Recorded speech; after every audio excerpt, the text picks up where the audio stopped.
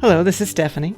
And this is Brian. Welcome to our podcast, The Making and the Remaking of a Codependent Mind. This is actually episode 12 of season 3, and that got us thinking about 12-step programs and AA and CoDA. Yeah, and it kind of feels like the right time to make another attempt at addressing the fact that one of the most common questions that we get from listeners is asking about some kind of resources or steps that I took to get to where I am in this process. And we've kind of briefly answered it here and there in a couple episodes, like a few episodes back, that, we addressed resources a little bit. And season 2 really was an attempt to describe that process, but it was very involved. Yeah, there's a lot of episodes and there's a lot of information and it's very stretched out. Mm-hmm. So this is kind of like, okay, let's kind of sum this up a little bit and maybe close out this season with this. With the idea of what were the steps? Mm-hmm. Can we in fact kind of codify those steps in a more concise way? One reason we have been reluctant to do that, though, is that you yourself didn't find those 12 steps really helpful in any way. The original 12 steps, the 12 steps coming out of AA and that were then translated into CoDA language. You didn't find those helpful. Right. And I kind of, one of the reasons being, I kind of didn't like the one size fits all aspect of it. And so that's why I've been reluctant to, here, do these things and then you'll heal from all this. But for one thing, I think important thing to say right out of the outset here is that I don't think codependency is something that you recover from. It's not like a disease or something. But I feel like that's kind of how CoDA and like AA and stuff kind of approach it. Like that's the model they use, the kind of the disease model. Yeah, it's kind of this disease and you need someone, God or someone, people or whatever it is, to remove these defects from you so that you're now this functioning person. Right, this disease has been removed. So we have chosen to understand it and to talk about it as a collection of habitual behavior rather than a disease. Right. And so there's, and for that reason, then we're not removing anything. We're just rewiring. We're replacing these maladaptive behaviors with different behaviors. In your story, the recovery really is from the trauma that initiated the codependent behaviors. Right. I think that's going to be the case for a lot of people. Either it's going to be trauma or it's going to be something similar to that. Mm-hmm. That's what you're recovering from. Whatever the effects are, there's something or a series of things that happened that caused these behaviors to take root. But it's not the behaviors we're trying to heal from. Yeah, we're healing from and trying to discover what it was that caused those behaviors. And what caused them to be, as you said, maladaptive, which is a way of saying that they no longer served you. Exactly. That they're, in fact, were some ways doing the very opposite of what they were designed to do. So we talked about, say, caretaking and people-pleasing being designed to really connect us with other people and help form intimate relationships. They had become maladaptive for you such that they were doing the opposite and making it very difficult for you to be in relationships. Right. So it's not real intimacy to begin with. I'm just doing this shot in the dark caretaking and people-pleasing to everyone. And then certain people that kind of prey on that behavior, this whole narcissist codependent combo being like the most, the one that was most prevalent for me. Then I'm getting stuck with these people, right? And then keeping the right people at arm's length, kind of, because I'm not really having intimate relationships with them. So that was one of your challenges with the CoDA framework. Yeah. But in terms of like 12 steps programs in particular, what are a few of your issues with the 12 steps as they're written? One of the things that really rubbed me the wrong way when I was going to AA meetings was that a lot of these meetings started with this reading from the book. There's what's called the Big Book, which is the book that was written by these people back when the program started. Yeah, it was just a small group of people. It started obviously with one guy and one doctor, but then they formed a very small group of people, kind of like the first AA meeting, basically. And then they wrote this book around that. And there's this one quote that was read in almost every meeting that I was like, that seems really condescending and kind of counterproductive, the way this is worded. So here's exactly how it's written. Rarely have we seen a person fail who has thoroughly followed our path. Those who do not recover are people who cannot or will not completely give themselves to this simple program. usually men and women who are constitutionally incapable of being honest with themselves. So it's like, all right, this is super simple. All you have to do is do these steps exactly like this, and you'll recover. Yeah, if you don't, you failed. That's pretty rough.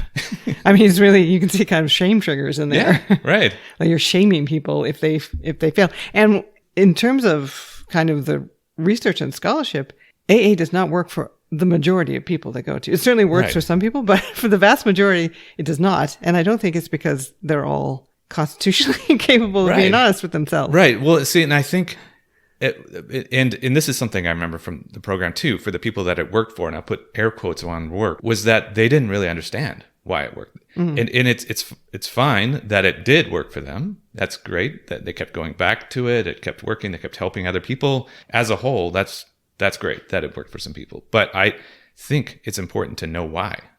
Why is it working? What exactly are you helping here? Right. So we have a whole swath of people that it doesn't work for, and then they're getting shamed for the fact that they failed. And then we have people who it does work for, but even if it works for them, kind of what you're saying, it doesn't mean that it's the 12 steps that were the magical formula. Yeah.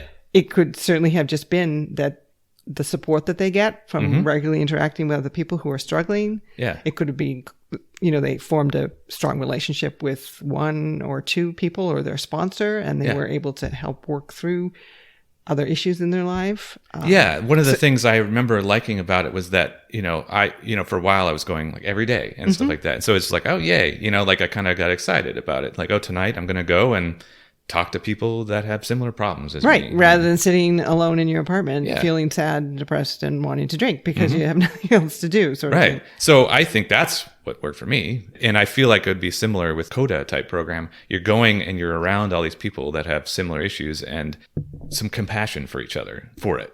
Right. And I'm not aware of any scholarship or research that's been done on the 12 steps themselves. So people have studied the efficacy of the AA program, but I don't know if there's been any studying. If you follow these people who follow these 12 steps to the letter, I don't even know how you do that research versus people who don't. So really, it's kind of unknown what contribution, if any, the 12 steps themselves have to the AA program. Yeah. Well, and one of the things being that it's not addressing the root cause of these things, like we said. So it's like, okay, why are you an alcoholic? Are you interested in that? Or are you just interested in stopping drinking? Like, that's fine if that's all you care about, but why do you think you were abusing alcohol? Or codependency, where do you think these behaviors came from?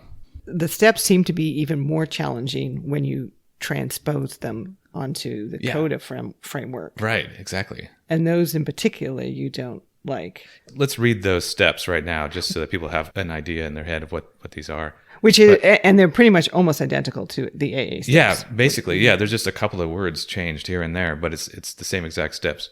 So 1, we admitted we were powerless over others, that our lives had become unmanageable. 2, came to believe that a power greater than ourselves could restore us to sanity. 3, made a decision to turn our will and our lives over to the care of God as we understand God. 4, made a searching and fearless moral inventory of ourselves. 5, admitted to God, to ourselves, and to another human being the exact nature of our wrongs. 6, were entirely ready to have God remove all these defects of character. 7, humbly asked God to remove our shortcomings. 8, made a list of all persons we had harmed and became willing to make amends to them all. 9, made direct amends to such people wherever possible, except when to do so would injure them or others. 10, continued to take personal inventory, and when we were wrong, promptly admitted it.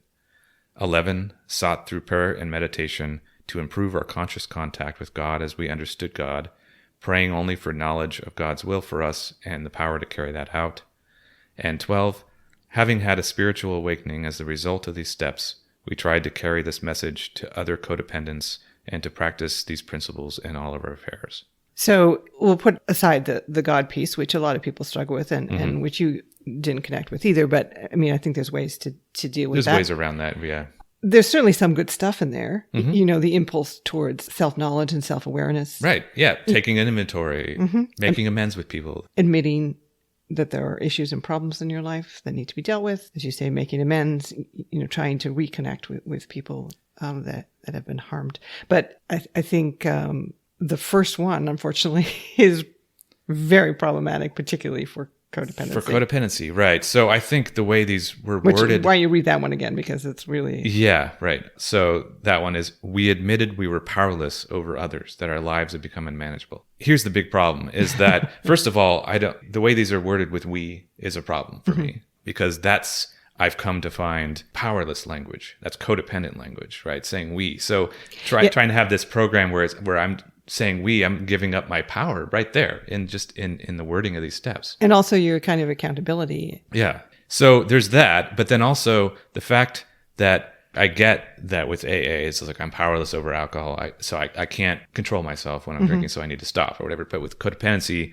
at the core, it's powerlessness, right? So fine, admitting you're powerless, and then what? The next step is to turn that power over? Yes. Well, you've already done that. Yeah, I mean, you did that repeatedly through your life. Yeah. Almost in every relationship, you turned your power over to the other person. Yeah, yeah. It was a habitual thing. Like, I just assumed I had no power. Which is not to say that when that happened, you didn't try to find ways to assert some control over your environment and yourself. And I think this is, some people end up talking about codependence if they're controlling and they're trying to control people. I think that's a little off the mark. That kind of, it's not like the narcissistic controlling where, narcissists are trying to control people in order to extract resources from them. I think when you're talking about people with codependent behaviors, they're in a situation that is very childlike. Yeah. Where as you say, they don't feel they have, everyone else feels more powerful. They don't feel they have power.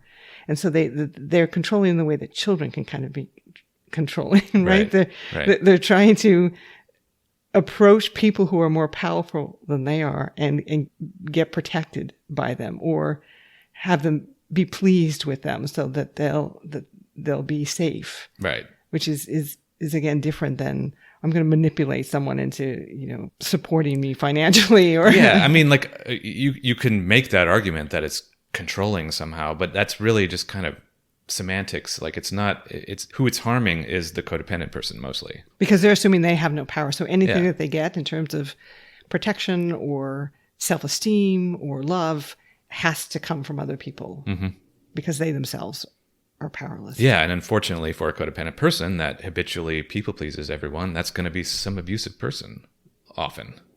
So this first step, admit that I'm powerless, did nothing for you. No, right. It had made no sense to you because you did not feel like a powerful person in the world that was... Right, so I needed really the opposite. And, the question might be asked, okay, so we don't like the steps and we have a problem with this idea of everyone following the same steps and it all working for them. Why are we doing this episode? Yeah.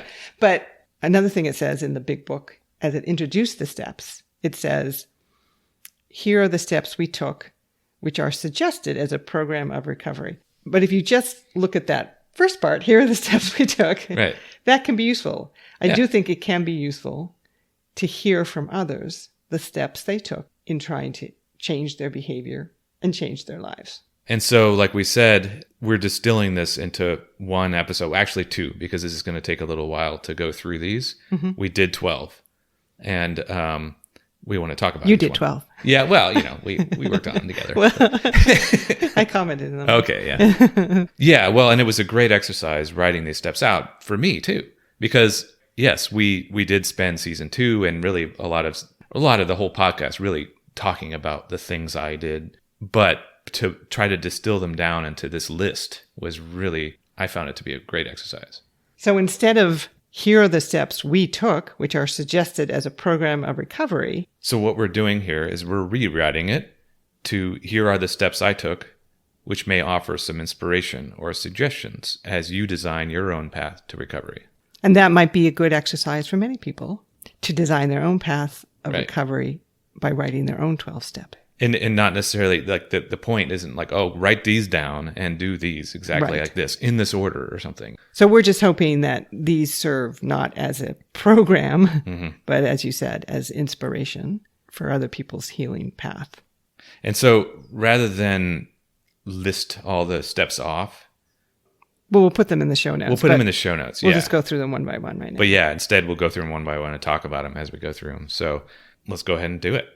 Number one. Number one, I admitted that I was powerful, that my life could be manageable. So this is basically almost the same kind of step, but entirely reversed. Rather than I admitted I was powerless, I admitted I was powerful. Which may seem odd to many people, especially who don't struggle with codependency. But it was absolutely the case for you. And this took a while for us, for both of us, to realize what was going on.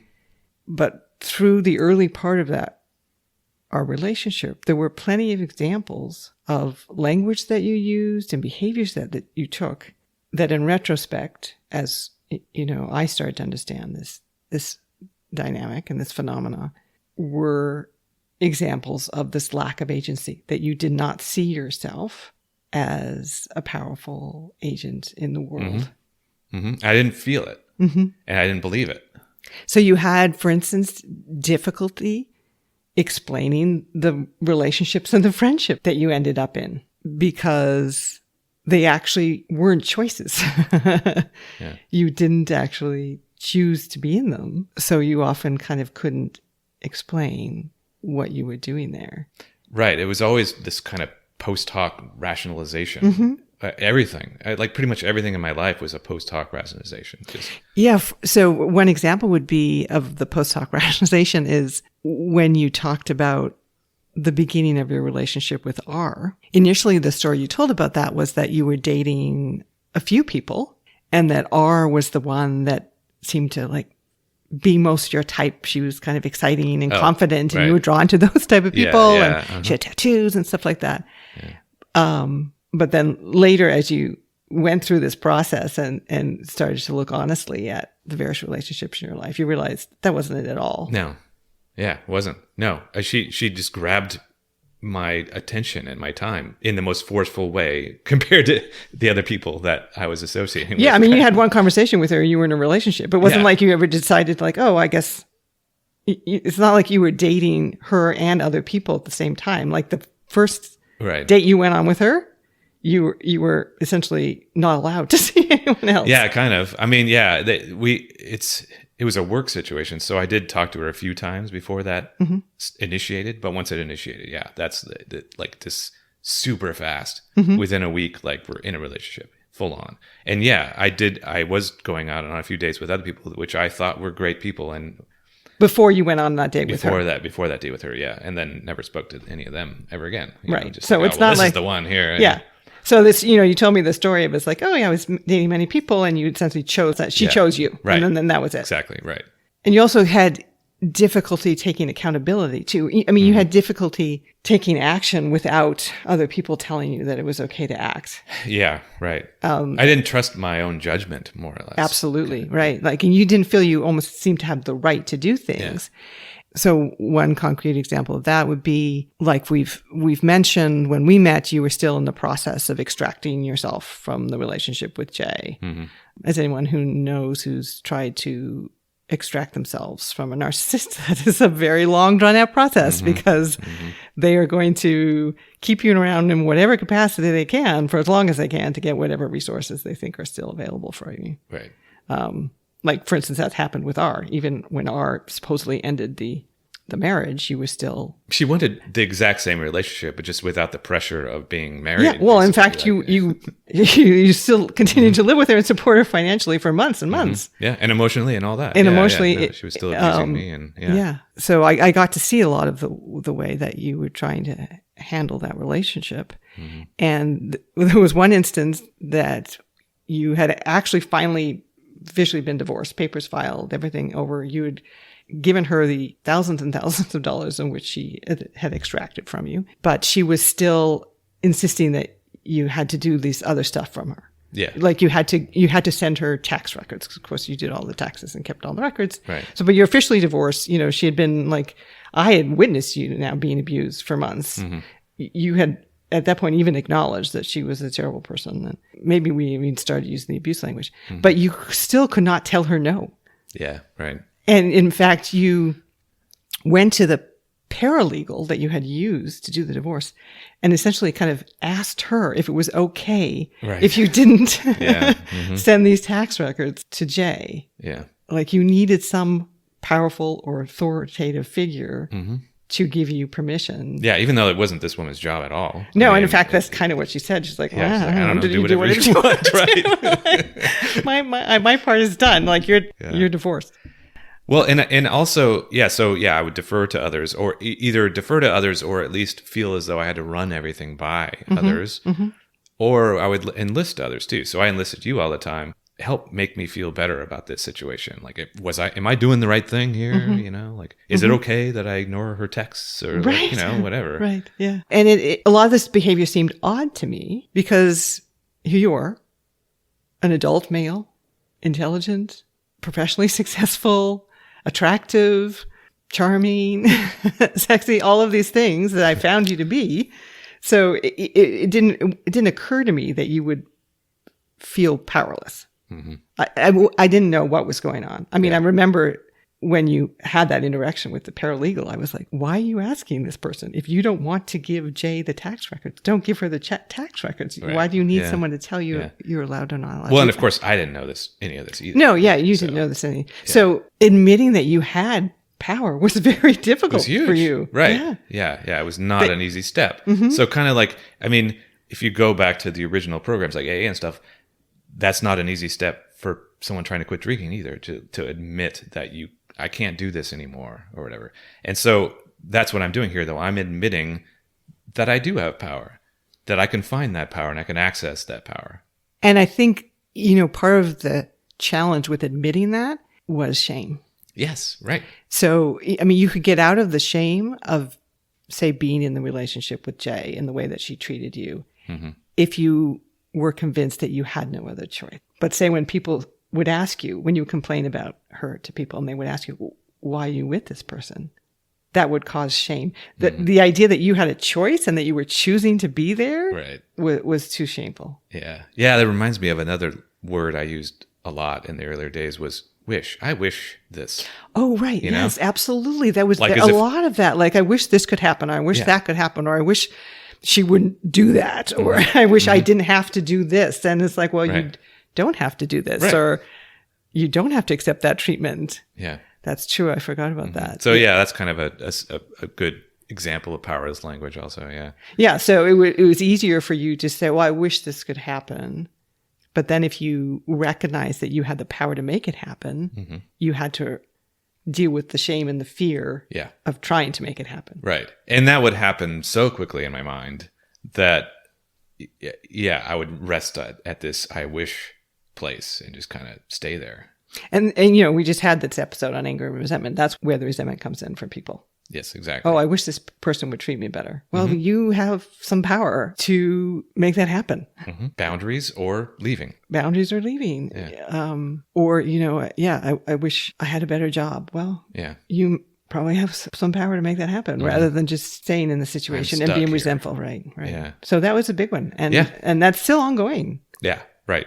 So number two is I came to believe that human interpersonal relationships are a core feature of an enriching life experience and that my habitual codependent behaviors were holding me back from having that experience. And I think you mentioned that you always believed that relationships were important. Yeah, except that I downplayed that knowledge, so much because I isolated so much and I felt like I deserved to be isolated kind of in a way. I had to take whatever came along. But we talked about that friendship that I had for years that I considered to be pretty good, other than the kind of disordered, both of us being disordered. But that gave me a good example and a thing to pull from as far as like, yes, I do like intimacy in my life. I do like having this kind of communication and this kind of respect and all of that. And you would talk about how you would think about that friendship when you were in the relationship with R and J and not understand why it couldn't be the same way. Especially near the beginning of R, because I started to, it just really chiseled away and I was worse than ever eventually. And I think by the time I got to J, like I was already kind of obliterated. Right. But you did mention to me, so this is even post Yeah, it's still there. It's like, it's not like I erased my entire history or anything. Yeah. So you would wonder that, why can't I have the kind of respectful communication that I had with my friend, with my romantic partners? But you would wonder in a way that would take yourself and your own behaviors out of the equation. Right. Yeah. So, I mean, you wouldn't wonder that in like, what am I doing?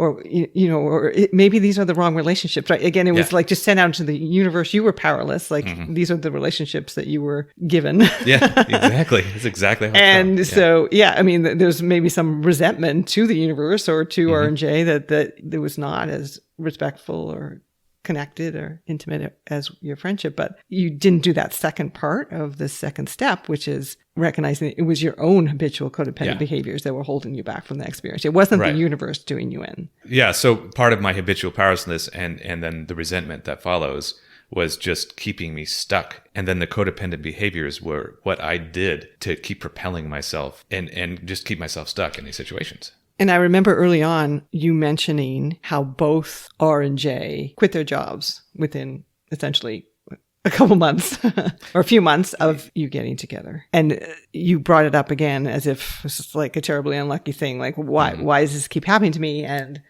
I asked that question back to you. I was kind of like, if it happened twice in a row, like maybe it has something to do with you. And you're like, and I think you kind of paused for maybe 5 seconds or not even maybe a second.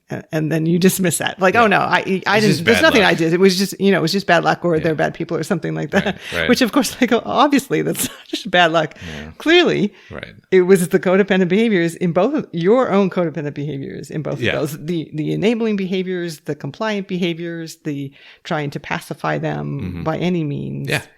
And there, of course, there is an element of bad luck in there, but that's not what is important.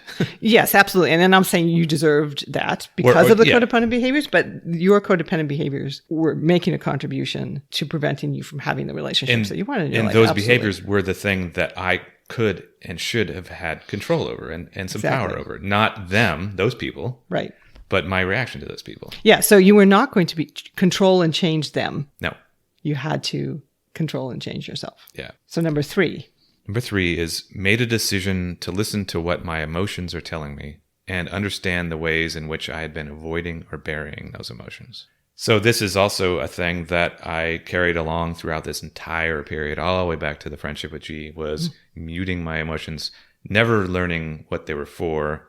This whole good and bad emotion thing that we talked about in the last episode. Just, I don't like that. I need to avoid that. Like we've said before, though, these go back to those millennia, that we've developed these emotions to give us signals.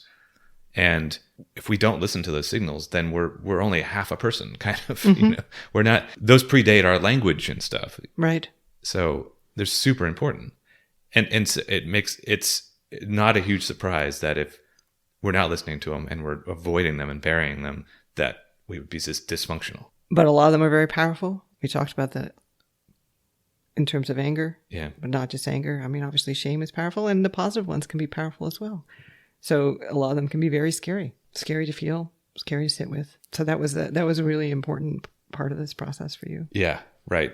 I just had to really spend the time figuring out what exactly I was feeling to begin before I can even really do a lot of this stuff. So number 3 was really you making the commitment to start really looking into your emotions. And part of that, number 4.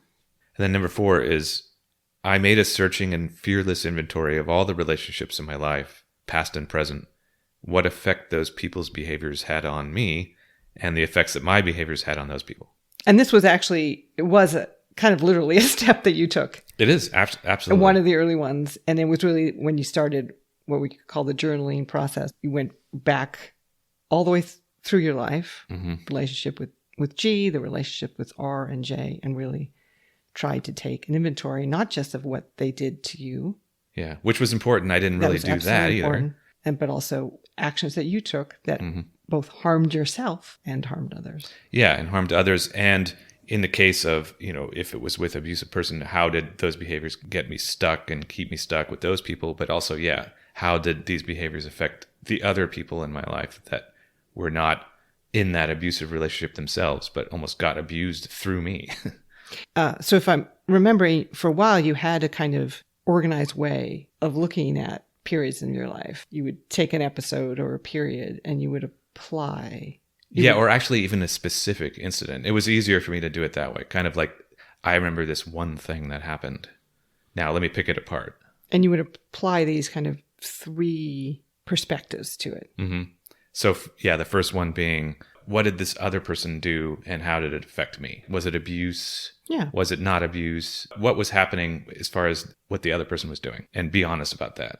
If I was a victim, that's fine to say that. And have compassion for yourself Mm-hmm. and for that victimhood. Yeah. And then the second piece, and by the way, all three of these pieces had to be done simultaneously, more or less. I mean, like at first I actually wrote out 3 different pieces, literally, when I was journaling about this stuff. But the second piece being, what were my behaviors in this situation? What did I do? Just be honest about it. I had to rewrite stories here. So, because there was a lot of the stuff that I already buried and rewrote to avoid the shame of the situation. So I had to go back and place myself there and go, okay, I need to really remember what it was I did here. So, Right. So don't stay in victimhood.